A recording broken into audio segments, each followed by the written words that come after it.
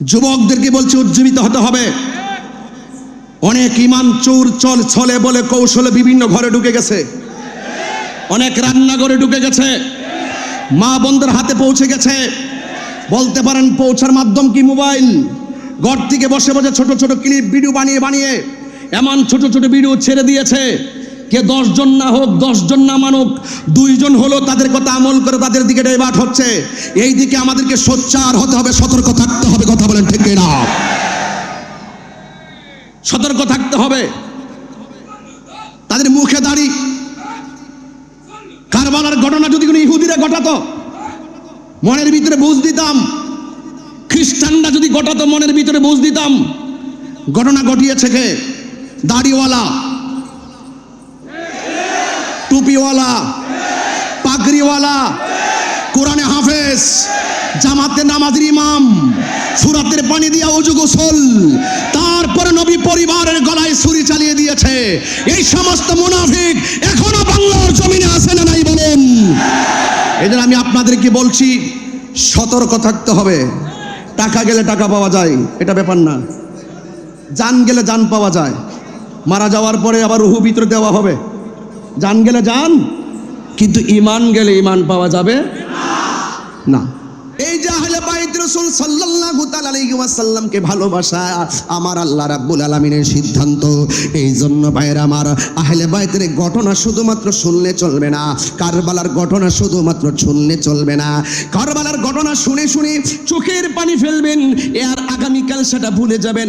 এটার নাম কারবালা নয়। আমার ভাইজান যথাযথ বলেছিলেন, কারবালা যেই দিন ঘটেছে সেদিনই কারবালা শেষ হয় নাই। কারবালা কিয়ামত পর্যন্ত চলবে বাতিলের। ঠিক কিনা? হাত তুলে বলুন ঠিক না বেঠিক? ইমামে আলী মুকামের আদর্শ, ইমামে হাসান মুজদ্দাবার আদর্শ, ইমামে হুসাইন রাদিয়াল্লাহু তাআলা আনহুর আদর্শ আমাদের বুকে ধারণ করতে হবে। কারবালার ঘটনাকে ঘটনা বলে শুধুমাত্র জানার মধ্যে সীমাবদ্ধ রাখলে চলবে না।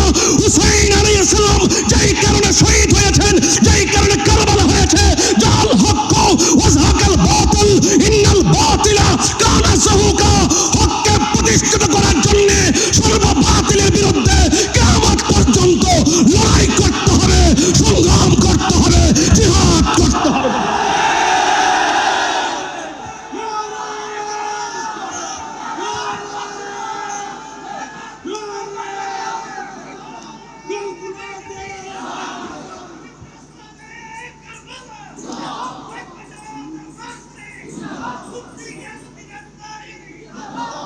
আমার ভাইয়েরা, যুবকদেরকে বলছে উজ্জীবিত হতে হবে। অনেক ইমান চোর চল ছলে বলে কৌশলে বিভিন্ন ঘরে ঢুকে গেছে, অনেক রান্নাঘরে ঢুকে গেছে, মা বোনদের হাতে পৌঁছে গেছে। বলতে পারেন পৌঁছার মাধ্যম কি মোবাইল? ঘর থেকে বসে বসে ছোট ছোট ক্লিপ ভিডিও বানিয়ে বানিয়ে এমন ছোট ছোট ভিডিও ছেড়ে দিয়েছে, কে 10 জন না হোক, 10 জন না মানুক, 2 জন হলো তাদের কথা আমল করে তাদের দিকে ডাইভার্ট হচ্ছে। এই দিকে আমাদেরকে সোচ্চার হতে হবে, সতর্ক থাকতে হবে। কথা বলেন ঠিক না? সতর্ক থাকতে হবে। তাদের মুখে দাড়ি। কারবালার ঘটনা যদি কোনো ইহুদিরা ঘটাতো মনের ভিতরে বুঝ দিতাম, খ্রিস্টানরা যদি ঘটাতো মনের ভিতরে বুঝ দিতাম। ঘটনা ঘটিয়েছে কে? দাড়িওয়ালা, টুপিওয়ালা, পাগড়িওয়ালা, কোরআনে হাফেজ, জামাতে নামাজের ইমাম, সুরাতের পানি দিয়া ওযু গোসল, তারপরে নবী পরিবারের গলায় ছুরি চালিয়ে দিয়েছে। এই সমস্ত মুনাফিক এখনো বাংলার জমিনে আছে না নাই বলেন? এজন্য আমি আপনাদেরকে বলছি সতর্ক থাকতে হবে। টাকা গেলে টাকা পাওয়া যায়, এটা ব্যাপার না। জান গেলে জান পাওয়া যায়, মারা যাওয়ার পরে আবার রূহ ভিতরে দেওয়া হবে। জান গেলে জান, কিন্তু ঈমান গেলে ঈমান পাওয়া যাবে না। এই জন্য অনেকে যারা প্রশ্ন তুলেন যে ইমামে আলী মুকাম, ইমাম হুসাইন রাদিয়াল্লাহু তাআলা আনহু দল বল নিয়ে তিনি যুদ্ধ করতে গেছেন, আদৌ কি তিনি যুদ্ধ করতে গিয়েছিলেন? একটু বড় করে বলুন, কিসে গিয়েছিলেন? নেওয়ার পর তারা মুনাফিকি করেছে। ইমামে আলী মুকাম তিনি বুঝিয়ে গেছেন যে মুনাফিকদের সঙ্গে যুদ্ধ করা যায়, কিন্তু ঈমান দেওয়া যায় না। ওরা আমার নানার অন্তরের অন্তর্ভুক্ত নয়, ওরা নবীর বংশকে শেষ করার জন্য চেয়েছিল। আসলে কি এজিদ কি জিতেছে নাকি হেরেছে? সংখ্যায় বেশি হতে পারে, যুদ্ধের জয় পরাজয় সংখ্যার উপরে নির্ভর করে না, যুদ্ধের জয় পরাজয় নির্ভর করে আল্লাহর উপরে অবিচল আস্থার মাধ্যমে। কথা বলুন। এই জন্য আপনাদেরকে আল্লাহর উপরে অবিচল আস্থা রাখতে হবে।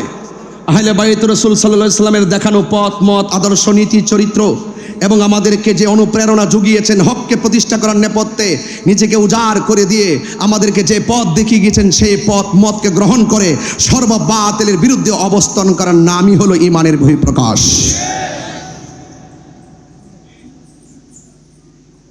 আমার যুবক ভাইয়েরা, আমার নবী আপনার নবী রহমাতুল লিল আলামিন, তিনি হাসান হুসাইন রাদিয়াল্লাহু তাআলা আনহুকে ভালোবাসেন বলেই তিনি এমন ভাবে বলে দিয়ে গেছেন, মান আহাব্বাল হাসান ওয়াল হুসাইনা ফাকাদ আহাব্বানি।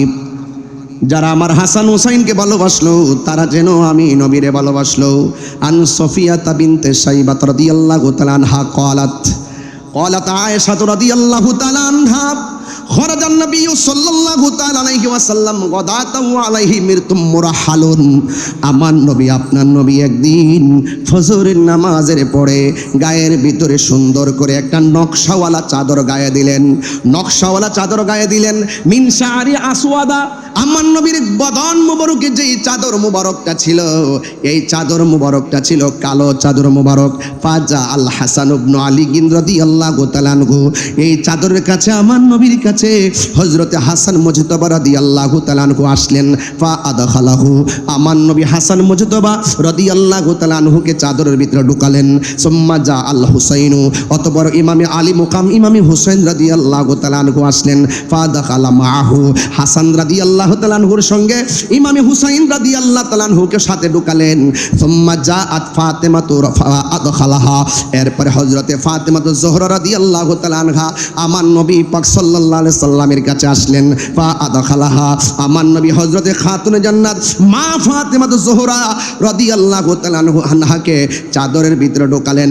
সুম্মা জাআ আলী ইবনে আবি তালিব কাররামাল্লাহু তাআলা ওয়াজহুল কারীম, হযরতে মাওলা আলী রাদিয়াল্লাহু তাআলা আনহু আসলেন।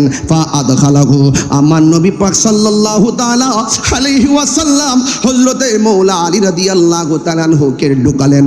যার জন্ম খানে, যার আগমন খানে কাবার চত্বরে হয়েছে।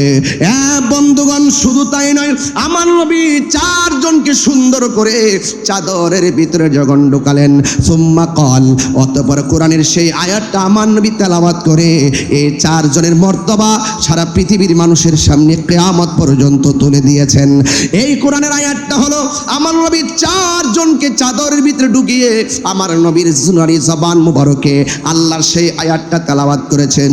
আমার শ্রদ্ধেয় ভাইজান যে কথাটা বাংলায় বলে গেছেন, আমি একটু কোরআন শরীফের সেই আয়াতটুকু আপনাদের সামনে তুলে ধরছি। আমার আল্লাহ বলেন, ইন্নামা ইউরিদুল্লাহু লিইউযহিবা আনকুমুর রিজসা আহলাল বাইতি ওয়া ইউতাহহিরাকুম তাতহীরা।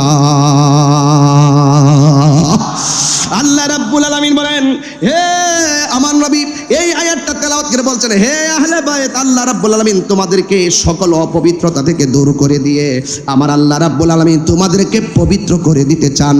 অর্থাৎ আমার আল্লাহ যাদেরকে পুত পবিত্র বলে ঘোষণা করেছেন এদের মর্যাদা পৃথিবীর কোনো মূল্য কমাইবে কি আর বাড়াইবে কি? যার সম্মান, যাদের সম্মান স্বয়ং বাড়িয়েছেন আমার আল্লাহ রাব্বুল আলামিন। ঠিক না বেঠি?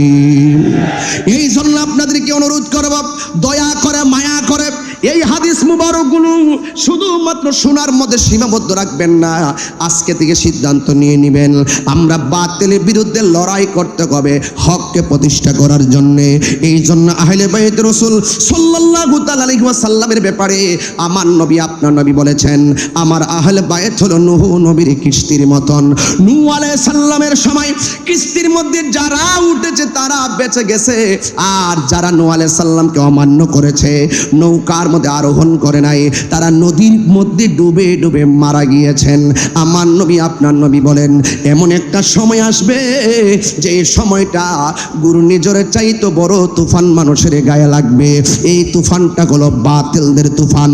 আরেক তুফান আসলে গত কয়েকদিন আগে ভেনেজুয়েলা একটু 1 মিনিট শুধুমাত্র ভূমিকম্প নাড়া দিয়েছে আর 1 লক্ষ লোকের মতন তারা মারা গেছে। এই সমস্ত ঘর গেলে ঘর পাওয়া যায়। আমার নবী বলেন এমন একটা সময় আসবে বাতিল অপশক্তিগুলো তোমাদের ঈমানের উপরে তুফান চালাবে, তোমাদের ঈমানের উপরে আক্রমণ চালাবে। যার অন্তরে আহলে বাইত রাসূল সাল্লাল্লাহু তাআলা আলাইহি ওয়াসাল্লামের মহব্বত থাকবে, বাতিল অপশক্তি তার ঈমানকে কেড়ে নিতে পারবে না। যারা বিক্রি হইতেছে তাদের অন্তরে আহলে বাইতের মহব্বত ধারণ করে না, এই জন্য তারা ডলারের কাছে বিক্রি হয় আর টাকার কাছে বিক্রি হয়। কথা বলেন ঠিক না বেঠিক? এই জন্য যাদের অন্তরে আহলে বাইত রাসূল সাল্লাল্লাহু আলাইহি ওয়াসাল্লামের মহব্বত আছে তাদেরকে কেউ কিনতে পারে না। কথা বলেন ঠিক না বেঠিক?